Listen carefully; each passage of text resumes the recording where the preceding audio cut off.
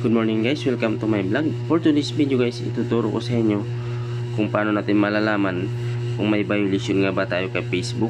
So kung interesado ka guys para sa itong video na to, tara, umpisahan na natin.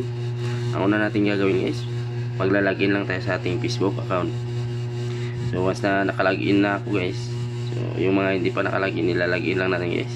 So nakikita nyo itong circle na may tatlong guhit, click lang natin yan. Tapos punta lang tayo dito sa help and support. So pag dito na tayo sa help and support, so nakita itong support inbox, click lang natin yan guys. Yan, nakita nyo itong report about others, so your alert, i-click lang natin itong your alert. Ayan, so nakabasa nyo guys. Kapag naka-check yan na green guys, ibig sabihin wala na tayong violation guys, nakasulat